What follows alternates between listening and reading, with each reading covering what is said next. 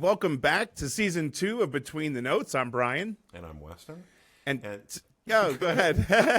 Today we're talking about how to prepare a role. This is a topic that's been requested quite often. Yeah. And I'm glad that we can shed some time to really break this down and dissect it. So, Brian, why don't you get us started? Yeah, sure. I mean, I think that the whole reason of doing this, right, is because we need to organize our time and our practice time, right? So we want to make sure we're as efficient as possible.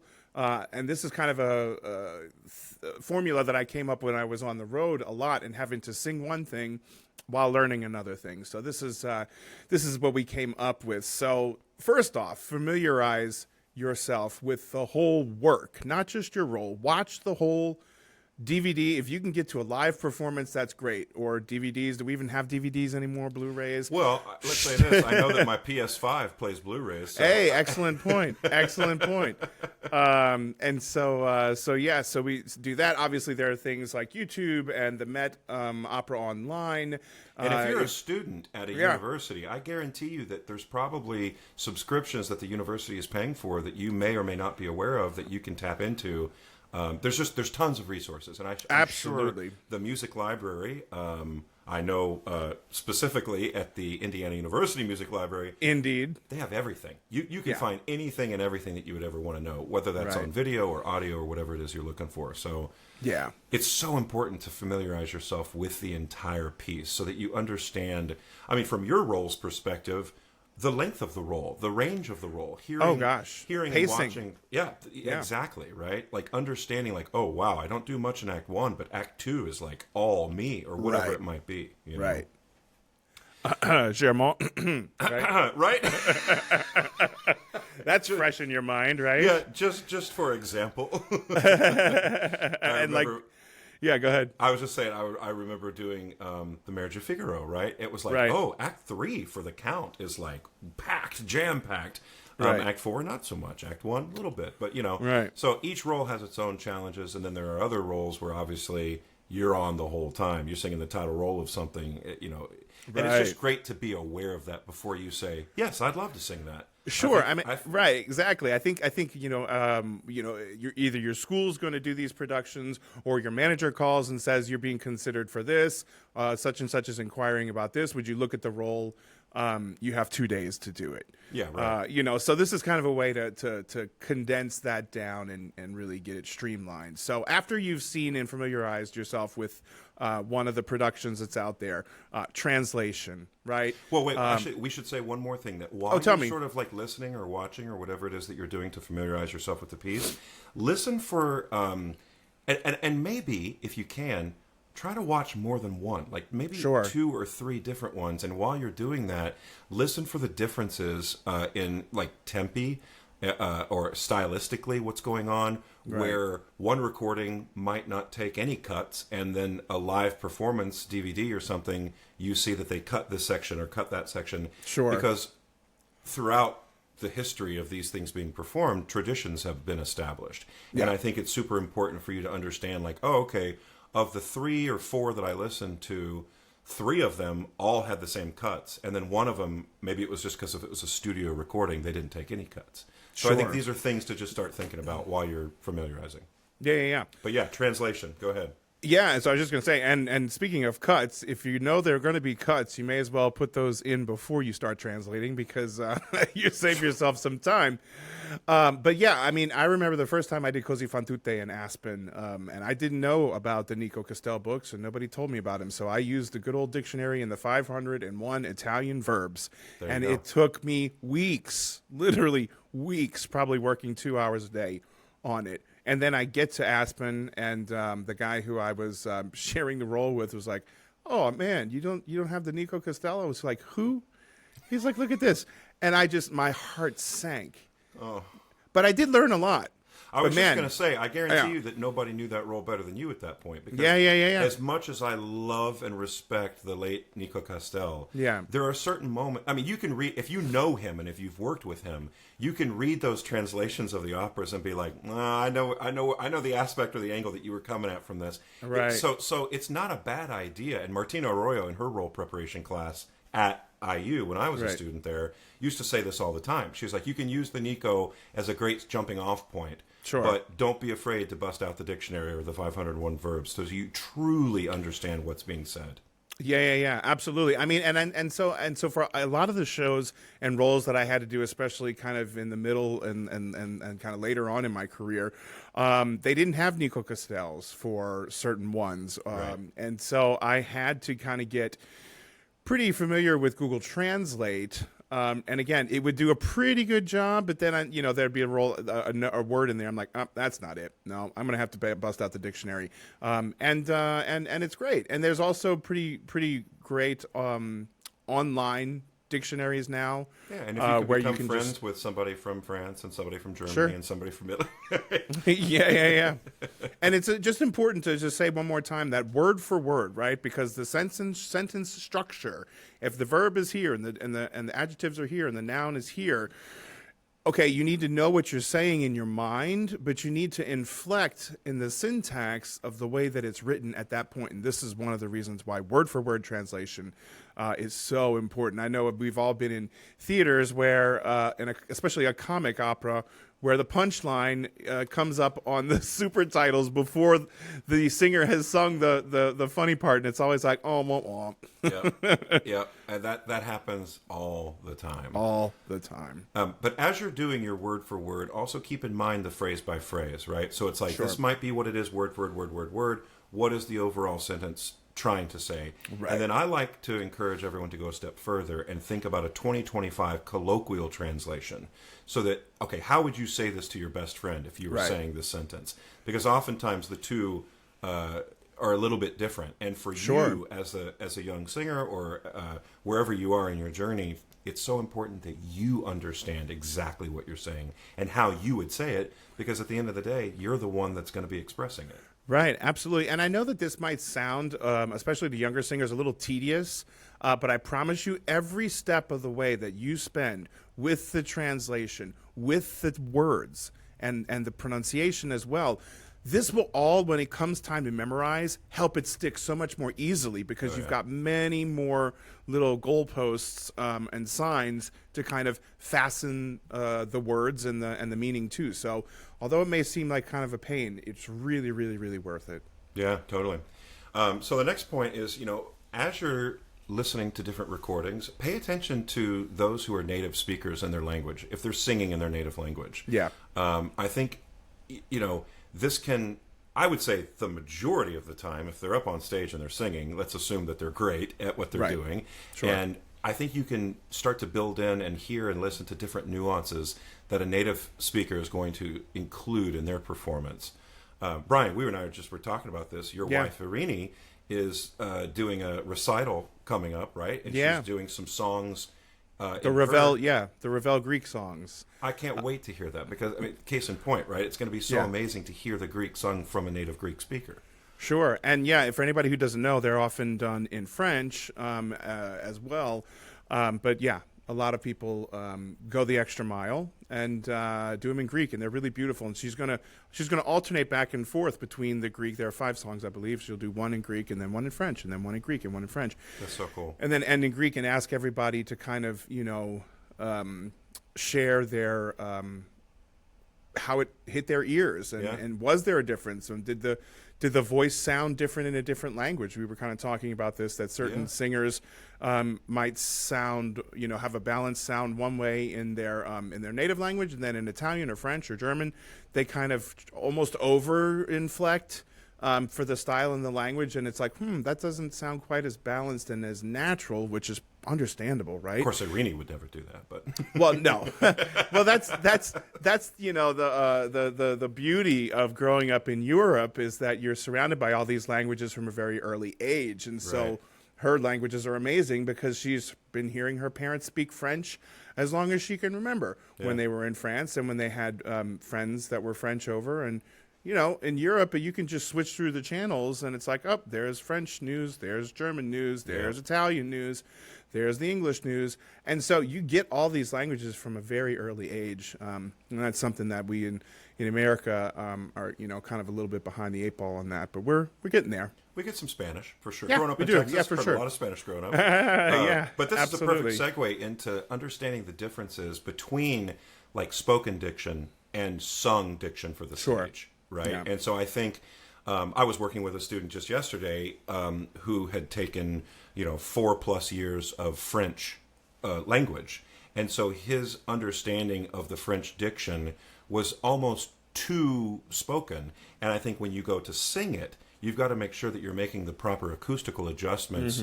so that it can ring out in the hall. And so there's a fine nuance, and this is why we rely on diction coaches and conductors, voice teachers, all the people that we surround ourselves in the team to make sure that we're finding that balance as we move forward in this.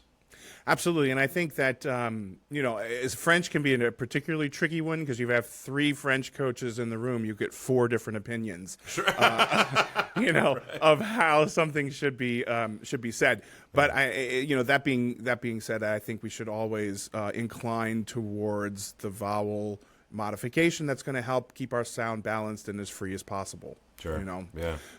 So yeah.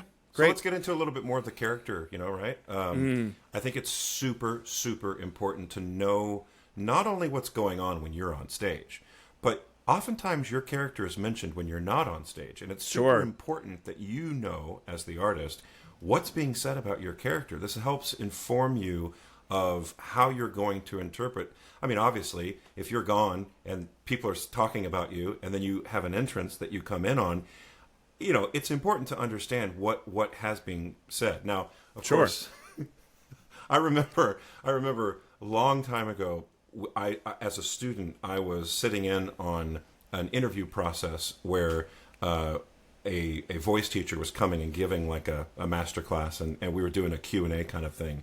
And I remember somebody said, what are your thoughts on reading the source material for an opera? Let's say if an opera is based on a play. Right. Do you think it's important to read the play and to have a better understanding of the source material that this show has been? And he was like, no, absolutely not. If the composer wanted it in there, he would have put it in there. and we as students were like, whoa, that's not what our teachers are saying. Oh my gosh. Right. So there are varying opinions on this, but I do think it's important. The more information you have, the better you have to lay out your ingredients and say, okay, I really think this is important. Okay. And also, your justification. I mean, if you do all that kind of homework, the stage director, you will automatically have a best friend on the first day of rehearsal. If you start talking about the source material and all the historical background and all this stuff, they're going to be like, oh, I'm so happy to have a singer that also cares equally about the drama and the portrayal of the story. After all, you know. And while tenors usually get the first or second billing in the show, they unfortunately sometimes get the bad rap for going through a score and going, me, okay, not me, me. Well, it's so funny. You were talking about that Marriage of Figaro, recording earlier, and I was there's no real tenors in that show, so it's not. That's right. We're gonna talk in a future episode about recordings and what to listen for in recordings, and there's a variety of different titles, and sometimes you're not well represented, and other times you are. So right. So here, okay, you've and I still, if I'm going to learn a new role or a new piece, I want a hard copy, right? I want something I can write all over, that I can highlight, that I can do all these kinds of things. So I used to say anytime I learned a role and it was singing it for the first time, I used the hard copy. Then after that, I went to IMSLP or got a PDF version. Yeah. That may be like bygone at this point. I will say that like having sung some recent productions where there's no question that I'm the oldest in the room. I see everyone. I mean, myself included, on iPads. Right. And what you can do on an iPad in the app Fourscore, you can highlight, you can write, you can zoom in, so when you write, it looks, you can. So whatever works for you, whatever system you have, I mean, I think is great. But to your point, let's start with something, right? And so highlighting the score with your role Right. Did you ever have a favorite color, or would you choose different colors for different roles or different? Usually, I just went with the straight up, yellow highlighter Yeah. for that. I think it just kind of sticks out on the page. Now, I would use different color pens, so I'd put like the translation in blue above Yeah. the score, and then I would put the IPA for what was needed. Not all of it, but especially the vowels and such in French and some of the consonant clusters. Yeah. In say Czech or something like that. Sure. I would put that in there, and just kind of give it some color, and also so it pops out. And I think that the good thing about having the translation written in the score is every time you're singing it, you're seeing, even on your peripheral vision, the translation, which means every time you're looking at that score, it's reinforcing, what am I saying here? What does this word mean? Why is this word articulated in such a way? Right. Yeah, I mean, I'm sure people have PDF versions of the Castel libretti, and I remember thinking like, well, I have that on my iPad. I can make reference to that. I don't need to put it. I don't need. It's to go never going to through the happen. word. It never happens. Yeah, and it's such a pain when you're like actually looking at the music and you're like, oh God, what is it? Oh, hold on. Right. I have to go back and open this file and look at that and go, oh, right, okay. You're just not going to do it, right? Yeah, no, you're absolutely right. So you're writing it, you're highlighting your score, you're writing in the translation. I think it's important to organize the score into manageable sections in your mind. Like we were talking a little bit before about, oh yeah, when I look at it as a whole, I see that I'm hardly at all in Act 1, if any, and then Act 2, as soon as the tenor finishes his aria, boom, I have this entrance and I'm on stage for the whole. So understanding what are the ingredients that make up each act for your character, sort of setting up a blueprint of the opera and how it relates to your role. Yeah, and then when you say, okay, so I've got 30 minutes of work that I can do right now, which scene looks like I can get something actually done in 30 minutes? Yeah. It's better to, I think, I found this to be true, it's better to like devote the time that you have to a whole number, like a duet or half of a duet or this, and one of the things that are the hardest to actually memorize and learn sometimes are the ensembles at the end of the acts, right? Sure. There's like all this stuff, and you just like, it repeats and it does this, and it's, there's so many lines coming down the page that I'm turning a page every 4 measures, especially on an iPad. So like, there are ways to just like write out the text, and you realize, oh, this 5-minute or like even 2 or 3 minute section, I'm just saying variations of these 2 or 3 lines, right? The composer just fit them in there because, especially like in the Verdi and in the Mozart stuff, you're just saying words and lines again to make it fit the musical structure of what Mozart wanted it to sound like. Sure. Yeah. So once you have translated it and highlighted it and had this blueprint and sort of figuring things out, I think it's super important to speak the text out loud. So that, and if you need to IPA it, if it's a language that you're not familiar with, if you need to write in the IPA, by all means, write in the IPA as well. Sure. So that you know that when you go to speak the text out loud, you understand that your diction is correct. Yeah. And then once you've spoken the text out loud, speak the text in rhythm. So use the rhythm that the composer's given. Then you're going to speak the text in rhythm with line. Yeah. So, for example, if I'm saying, Mademoiselle Valerie, and then I say, Mademoiselle Valerie, and then I say, Mademoiselle Valerie. So those are 3 different options where it's like, first I'm just speaking it, then I'm speaking it in rhythm, then I'm adding in the rhythm and the line, with it, which I think is important. And always be projecting, right? So there's no benefit to just going, Mademoiselle Valerie. Like, do you know what I mean?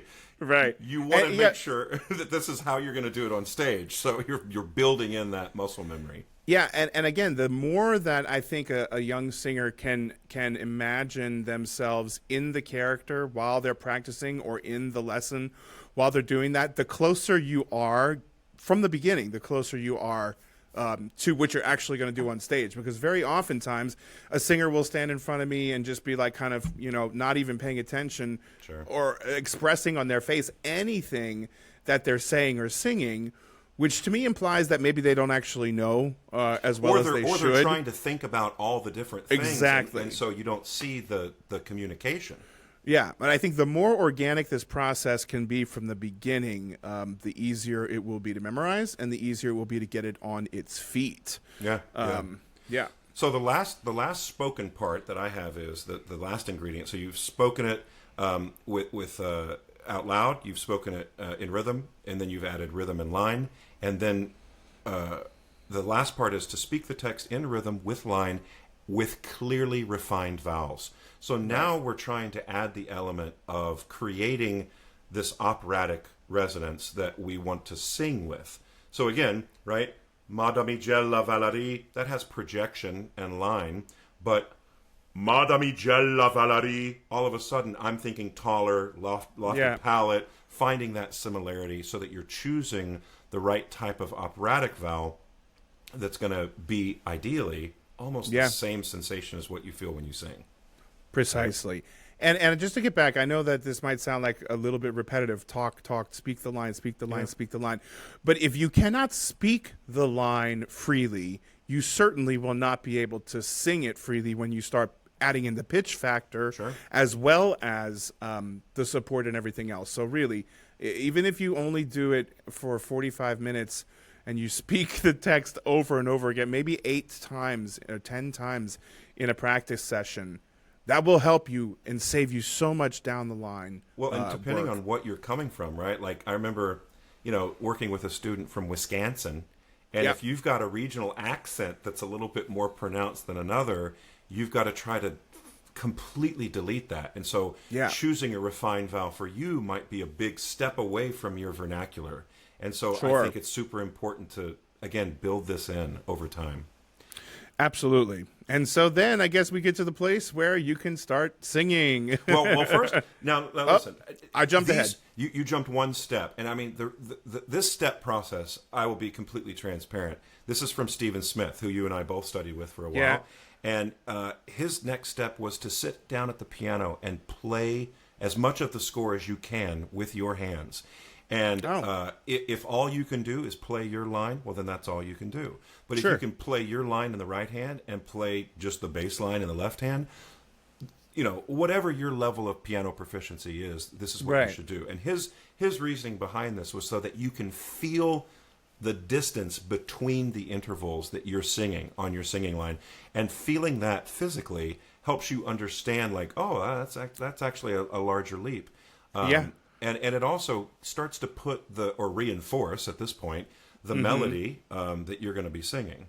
Right. So then the very last step, what you were just saying, then you can start to sing it. Okay, finally we get there. Yeah, right. But I guarantee you, what does everybody most want to do, right? They sit down, they open the score, they get right the piano. Oh, what's my starting pitch? And then it's like everything disconnected. You're like, yeah.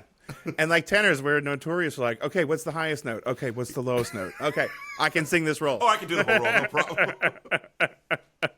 So don't do that. Don't do that. Right.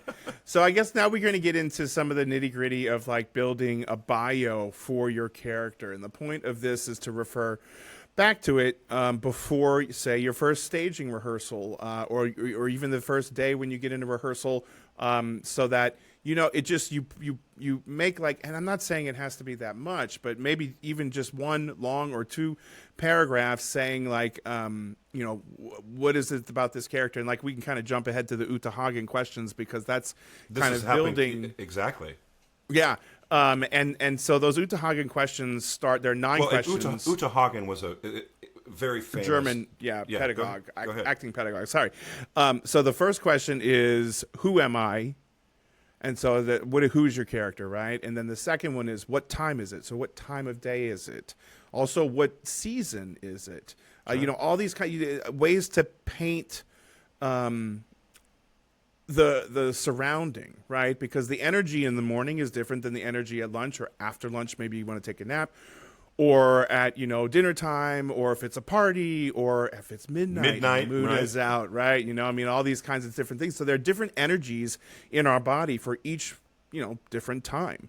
And so what time is it? Where am I? It could be country, town, near a river, or out in a meadow, or a desert, or whatever it is, just to put yourself in there. And then the next one is, what surrounds me? These all build upon each other, obviously. Then what are the given circumstances? So this might be in Romeo and Juliet, right? That he's just fallen in love with this beautiful woman who he doesn't know who she is, and then he realizes that she's kind of, of the sworn enemy. So the circumstances are, I'm in love with somebody who I can't be in love with, or who my family will not support. Right. And what are the relationships is another one of the questions. And what do I want? And then what is in my way? And then what do I do to get what I want? All these kinds of things that just, again, it's a jumping off point to think about what you want to say and write down, and keep in mind before, and that changes, right? For different characters, it's not always the same throughout the show. And I think those are all really fun roles to play. Yeah. But I was just going to say there's two yeah. things, right? Like keeping in mind that throughout the arc of the character, some of these answers to these questions will change, right? Sure. Obviously, what time is it? Right. Unless you're doing Pagliacci, where it takes place on one day, but even real if time, it's 1 day real time, but it goes right. over the course of a day. Right. Whereas That's other true. things, it might be, we don't have the 6 minutes later. We don't have the little prompts. So, but we have to understand that, okay, this might be Right. the next day, or this might 3 months have passed, and now we're in this situation. Right. But yeah, I think it's super important, this idea of like, who am I? What do I want? What are the obstacles in my way, and how am I going to get it? Answering all of these questions for any given scene that you're in. Much less the zoomed out bigger role. I just want to take a quick second to talk about. I did an acting workshop with the guy Steve Zissis, who was a little bit older than me in high school, but we did plays together there, and he went to Hollywood and did stuff for HBO, and Togetherness was one of his shows. Oh yeah. And so anyway, he gave this Mikhail Chekhov workshop about acting, and it was kind of a masterclass, and we just really scratched the surface. But the one of the tools is they do a gesture, like an informative gesture. It's not the right word. I can't think of it exactly. But so if the gesture is like, say you're doing Rodolfo and you're going to, talk about the aria where you meet Mimi, a gesture for that might be something like you open your arms and you just like, because he's his heart is on his sleeve. He's a very open-hearted guy. When he sings the aria, he's just pouring it out. So finding a gesture like for each scene that can help physically put you in the mental place, kind of take you out of the rehearsal room and bring you to that place where you can communicate and make music and art in the way that you want. Yeah, I think that's a beautiful. I mean, what we all have to find for ourselves are how to put the noise of the whatever's happening outside that rehearsal room, or whatever's happened before you walk into the theater, or walk into a voice lesson or a coaching.